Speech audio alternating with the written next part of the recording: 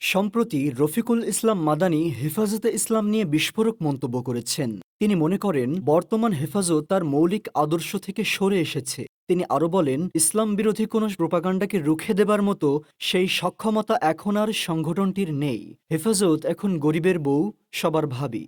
বলতে গেলে এটা কিছুটা অনেকেই কষ্ট পাবে। হেফাজত হয়ে গেছে এখন অনেকটা গরিবের বউ, সবার ভাবি। হেফাজত দলীয়ভাবে রাজনীতিতে ঢুকলেই ভালো হতো, তাহলে দোটানার মধ্যে থাকতে হতো না।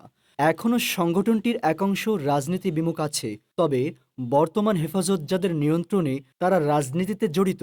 তারা জমিয়তে উলামায়ে ইসলাম, খেলাফত মজলিস, নিজামে ইসলাম পার্টি, ইসলামী ঐক্যজোট, খেলাফত আন্দোলন ইত্যাদি দলে জড়িত থাকার কারণে জনমনে এই ধারণার সৃষ্টি হয়েছে হেফাজত রাজনীতিতে যুক্ত হয়ে পড়েছে।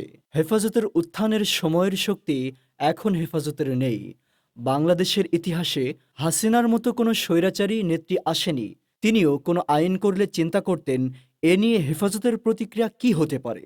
তখনকার সময়ে প্রধানমন্ত্রী চাইতো হেফাজতের আমির কাছে আসুক, আর এখন সংগঠনটি কিছু করতে চাইলে স্বরাষ্ট্রমন্ত্রীর কাছে অনুমতি নিতে হয়।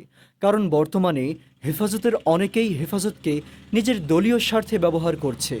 জমিয়তে উলামায়ে ইসলাম, খেলাফত মজলিস, নিজামে ইসলাম পার্টি, ইসলামী ঐক্যজোট, খেলাফত আন্দোলন সহ অনেকেই রাজনৈতিক স্বার্থে হেফাজতকে ব্যবহার করছে।